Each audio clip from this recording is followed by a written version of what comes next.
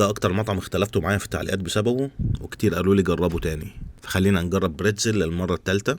والناس اللي متعصبين في التعليقات قوي نهدى شويه، اصحاب المطعم ما تعصبوش كده. اصحاب المطعم كلهم اتواصلوا معايا، كلهم شباب محترمين جدا، محدش فيهم قال ان هو زعلان من الفيديو بتاعي ولا حاجه، وقالوا ان هم لسه فاتحين وما كانوش متوقعين الضغط ده، فوارد يكون فيه مشاكل وهم شغالين عشان يحلوا كل المشاكل والسلبيات اللي موجوده. وعدتهم ان انا اجرب المطعم تاني، وتواصلت معاهم بالفعل وطلبت اوردر وعرفتهم ان هو ليا، وقلت لهم انا عم اعرفكم ان هو ليا، فقدموا افضل ما عندكم. رحت استلمت الاكل، ما كانوش عاوزين نحاسب طبعا في الاول، بس انا اصريت وفي الاخر حسبت، بس طلعوا ان هم مش اخدين حساب الاكل كله. هم ما ادونيش الريسيت، بس انا عارف ان اللي دفعته اقل من قيمه الاكل شويه. المهم الاوردر بتاعي انا كنت طالب ساندوتش ناشفيل وساندوتش مسحب وسنجل برجر.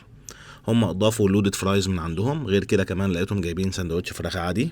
اولا العيش فريش جدا وطري، انا اعتقد ان مش ده نفس عيش البريتزل اللي في الاول، بس في كل الاحوال العيش تحفه، وكل الاكل كان حلو ومظبوط، الصوصات بتاعتهم حلوه، وده تعليق من اول مره. ومن التجربه الاولى برضه انا قلت ان الفراخ نظيفه، واللحمه كمان في البرجر ممتازه جدا. البريدنج على الفراخ هنا ثابت عكس التجربه الاولى، حتى لما الساندوتش بريد برضه البريدنج فضل ثابت عليه. ساندوتش المسحب خطير، بس بالنسبه لي الساندوتشات كلها كان ناقصها خيار مخلل، حاجه حرشه كده تكمل التجربه. البرجر ممتاز كالعاده، انا كنت طالبه سنجل، هم جابوا دبل، ساندوتش كبير قوي ما شاء الله. وكنت طالب بوجبه بريسكت بس ما كانتش جاهزه لما رحت استلم الاكل، فقالوا ان هم هيجهزوها ويبعتوها لي دليفري. دي وجبه البريسكت، باين ان هي هتبقى حلوه لان الاكل جاي سخن، وباين من السوائل اللي نازله كده من الطبق ان اللحمه هتبقى حلوه.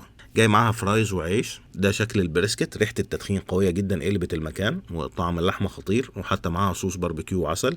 لما تضيف الاتنين دول على اللحمه الطعم بيبقى احلى واحلى كمان. بس دي تجربه بريتزل، اتمنى ان هم يحافظوا على المستوى ده وربنا يوفقهم. سلام.